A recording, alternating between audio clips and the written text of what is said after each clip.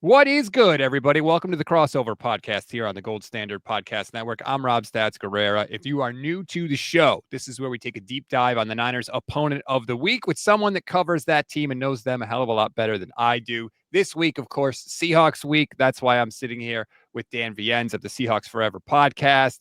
Dan, welcome back. Had you on earlier. It went well for the Niners, so I had to bring you back. Yeah, so far our relationship, since we've known each other, has been very one-sided. I'm hoping that changes this Sunday. But that being said, I have no idea what this team is going to do when they show up in Santa Clara. I have no clue. So I don't know. Maybe some people think that makes it fun.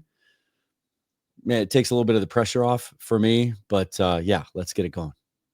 Well, let me ask you this. What is the biggest difference in the Seahawks team from when these two teams played in week 6? Oh, boy. Well, I think in week 6, we weren't quite sure that the defense was going to struggle as badly as it did between then and now.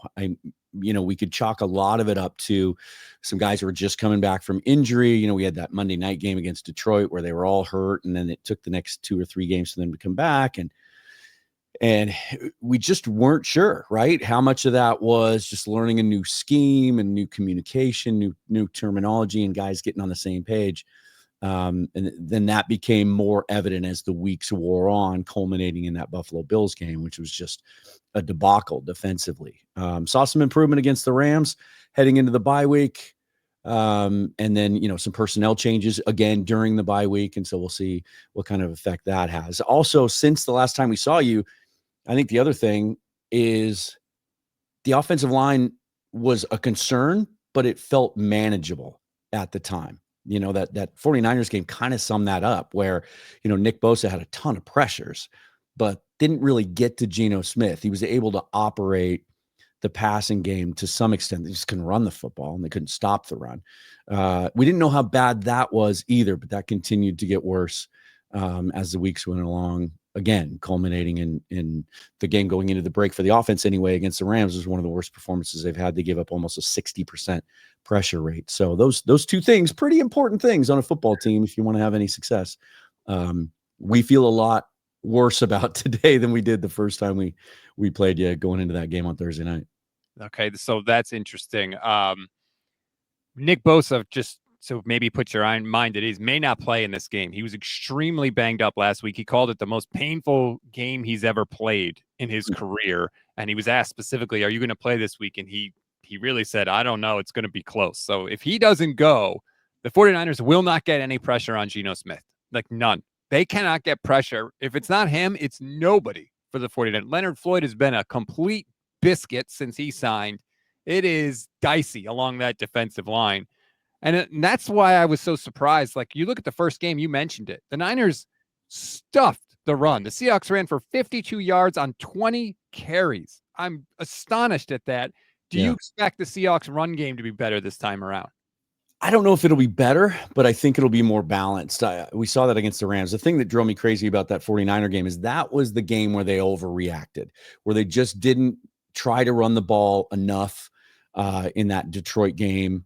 And if you remember a lot of the talk and the narrative from the Seahawks standpoint leading up to that Thursday night game against San Francisco was, got to get Ken Walker more touches, got to run the football more. Macdonald saying Grubb's got to run the football more. And then he pulled a Pete Carroll and came out. And I think if I remember my charting correctly, 4 of the first 5 possessions for the Seahawks in that game, they went run, pass, run on first down, run on second down, pass on third down. Not a great recipe for success against any team, let alone a good defense like San Francisco's. And so there was an overreaction there. And then when that didn't work, when it was just running into a brick wall, that you just abandoned the running game in the second half and just came out throwing it. I think we saw it against the Rams, even though they weren't effective running the football, only about 60 rushing yards. They stuck with it. It was more consistent. The Rams had to honor it, and it allowed them to do some other things off of it. So I think you'll see that. The real question is just the performance of that offensive line. Is Ken Walker going to have any room to operate? Is he going to have any running lanes? We'll see.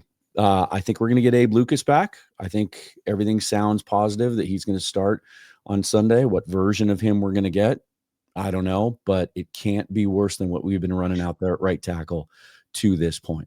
Yeah, Geno threw 52 times in that first game. That is not the recipe for success for any team, really, unless you've got a very select few Yeah. people at quarterback. On the flip side, the Niners destroyed the Seahawks on the ground. 33 carries for 228 yards in the game. And oh, by the way, Christian McCaffrey is back now. How are you feeling about stopping the 49ers run game?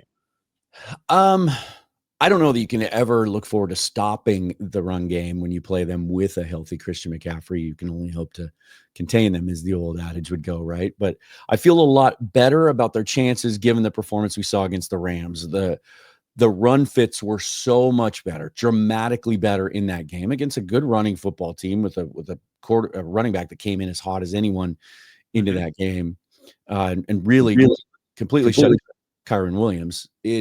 So the fits were a lot better, much better. And then they make the move at linebacker this week and release Terrell Dodson, and he was one of the guys still starting on that team that really struggled in that area, just instinctively just getting into the right gap and even then making the tackle. He's really struggling to tackle. And so whether that's going to be addition by subtraction, we don't know, because we're starting a rookie in his place, and that always comes with its red flags. But they were just so much more disciplined, and the communication was better against the Rams. I think they're going to be in a much better position, because that 49ers game, right?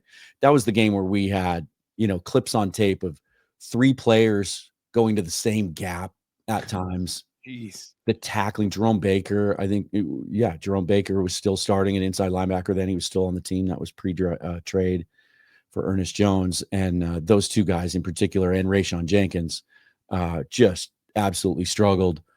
Jenkins was playing hurt in that game, ends up going on IR the next week. But it's a little bit different looking defense than it was then, both personnel-wise, and I think they're going to execute a little bit better.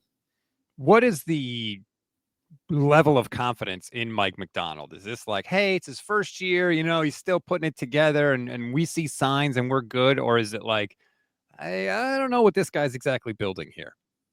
It felt like that was the narrative, with losing 5 out of 6 and 4 straight at home, that some fans were like, and there's people behind me at the stadium that are, we should have kept Pete. I hear it every game.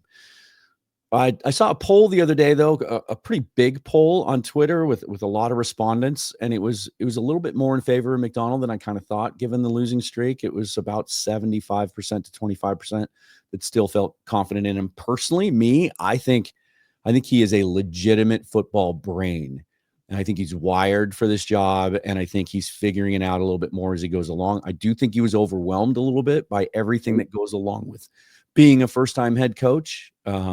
Dealing with the media 3 times a week. He's never had to do that before. I think he's getting more comfortable there. I do think it's going to take an off season of that coaching staff and front office being able to align from day one and being involved in all the processes together. That new coaching staff was getting to know each other. It was put together so late in the process, and they had never worked together. The only 2 coaches on that staff that have ever even known each other were Jay Harbaugh, the special teams coach, and Mike Macdonald.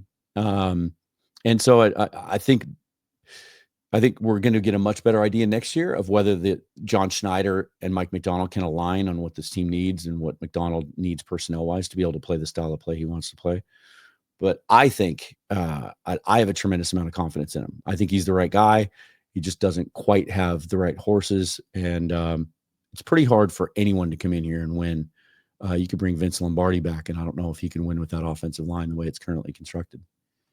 What do you think of the division as a whole? Are we getting back to like the rough and tumble NFC West? I mean, Arizona's obviously leading.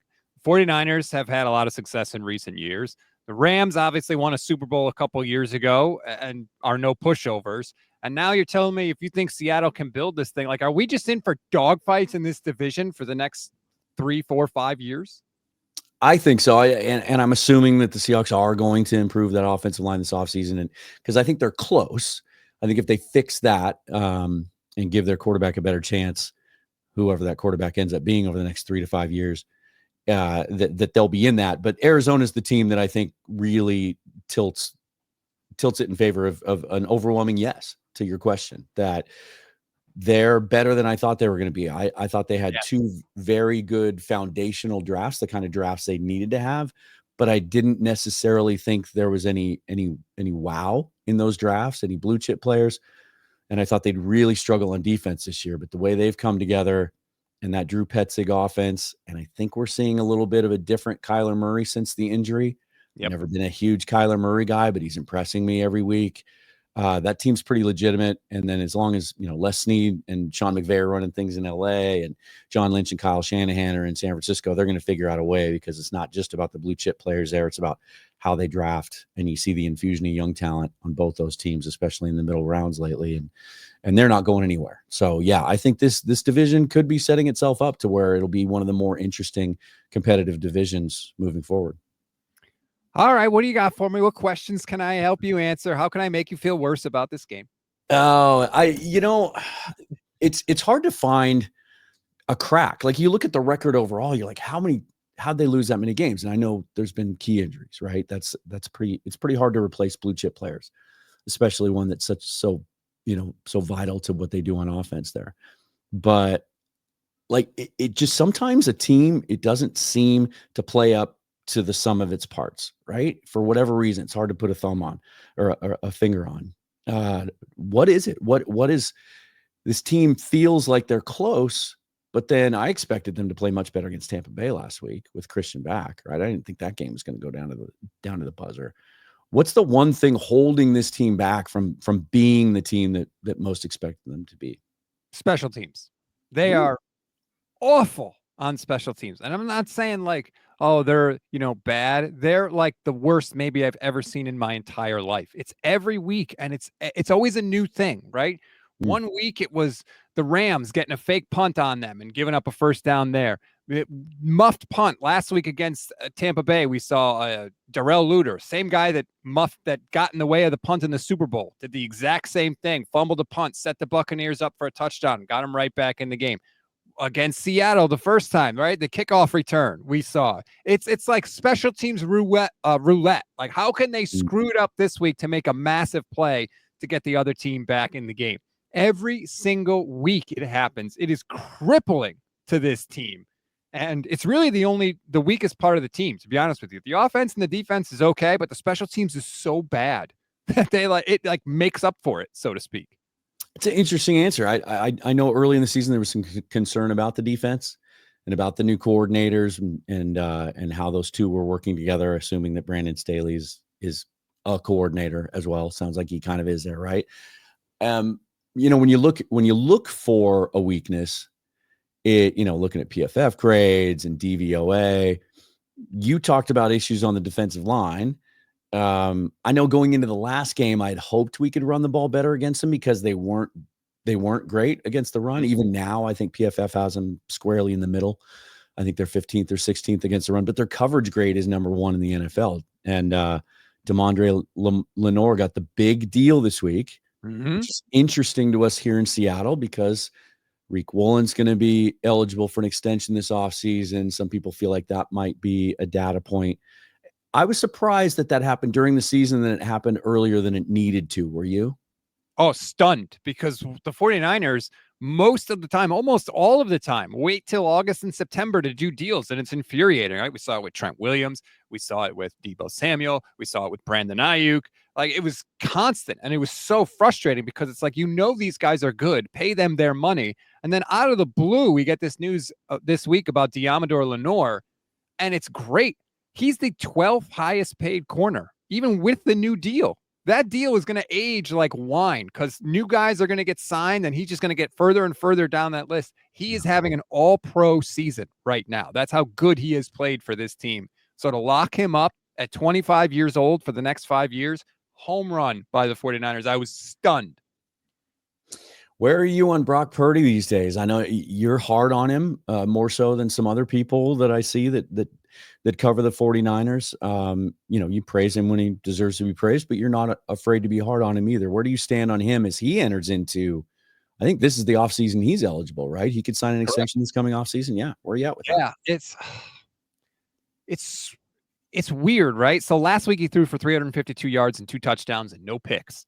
And after the game, I was like, yeah, Brock was not that great. And people were getting on me like, what are you talking about? He threw for 350 yards and 2 touchdowns. And there are a lot of games where he comes out and he's off early. And like off is like just throwing high, just not being crisp with some of his throws and some of his decision making. And sometimes it just takes him a little while to get into it. And it's like, this team is not good enough to play with its food like that. Like, you got to come out and be on it, And look, luckily last week in the fourth quarter, he was awesome. He was fantastic in the fourth quarter, had a beautiful play to George Kittle, a touchdown pass where he scrambled around for 8.5 seconds before throwing a dot in the back of the end zone. Obviously, he led the final field goal drive with 41 seconds left and one timeout, took him right down the field. I don't think the ball hit the ground at all, and they got the game-winning field goal. So he turned it on when his best was needed.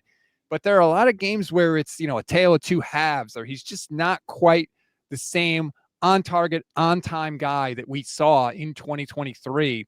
So I think there are still some questions to be answered with Brock. I know 49er fans hate to see that, but like, it wouldn't shock me if he threw 2 picks against the Seahawks, and it wouldn't shock me if he threw no picks against the Seahawks. And by the way, every time he's thrown at least 2 interceptions, the 49ers have lost. It's interesting you say that he gets off to poor starts, because I look back at the last few years, at least since the last time the Seahawks won in this series in December of 21, I think.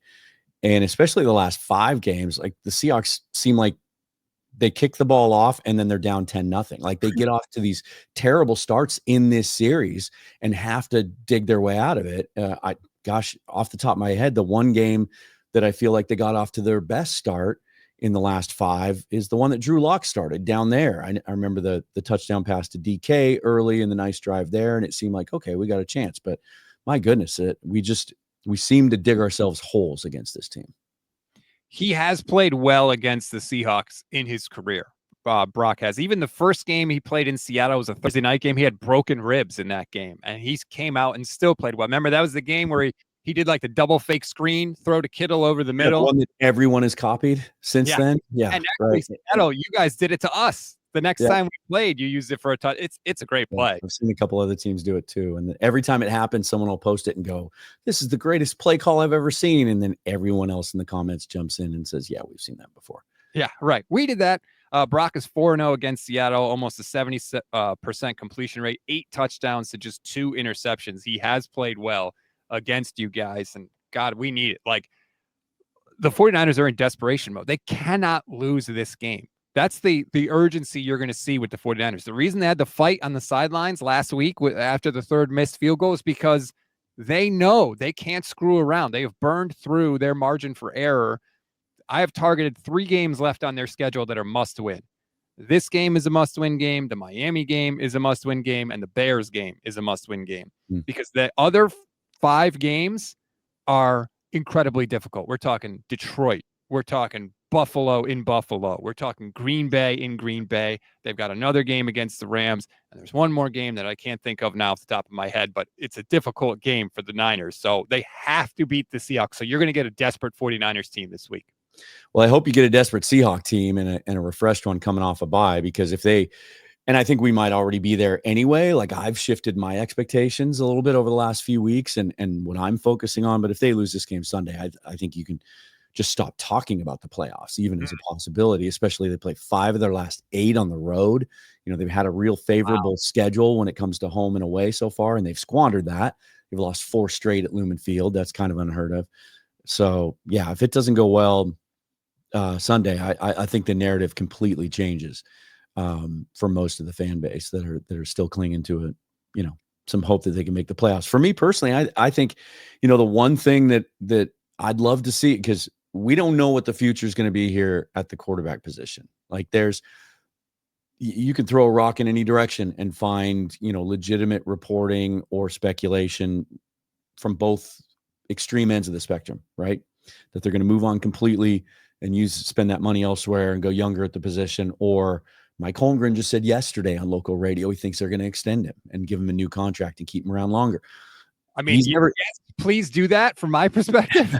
Yeah, because he's never beaten the 49ers. And as well as he's played and as bullish as I am on his game, he hasn't played well against the 49ers. A couple of the games, I think he's played better than the perception has been. But the bottom line is he hasn't beat this team or really even come close to it. So, this may be the last time as a Seahawk that he plays the 49ers.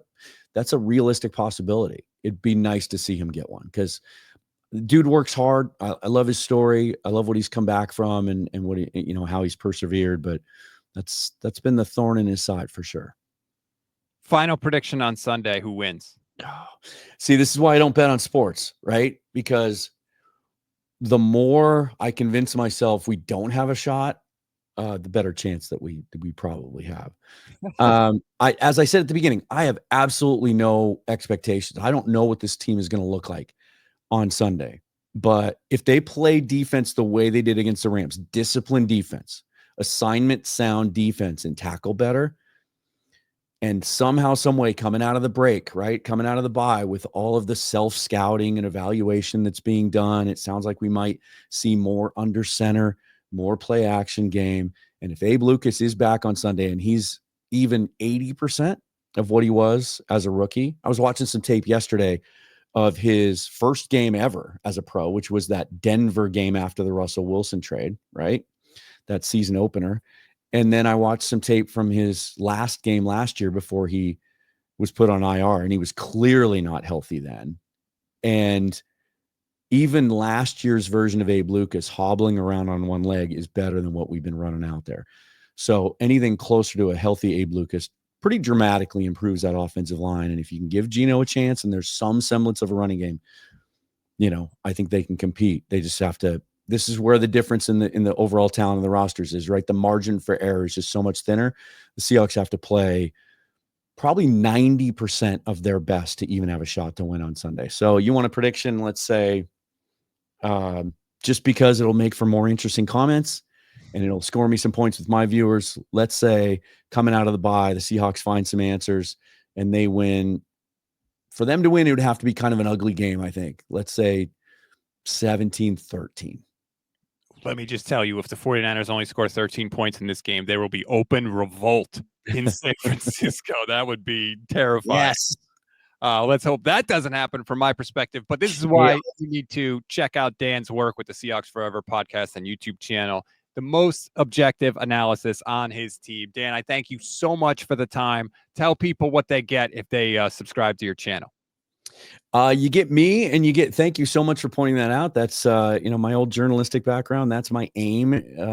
Every time that I hit record is to be thoughtful and objective. It's easier sometimes than others. That's why I've stopped doing immediate reactions after home games, because I'm usually a little fired up and things look different in the stadium than they do when you get a chance to kind of zoom out and take a look at everything statistically. So at Seahawks Forever on Twitter and Blue Sky, and Seahawks Forever on YouTube. Thank you, sir. We'll talk to you. This is it. I guess I'll talk to you next year. Yeah, because I don't think we're going to see each other in the playoffs. So good luck the rest of the way, and go Mariners.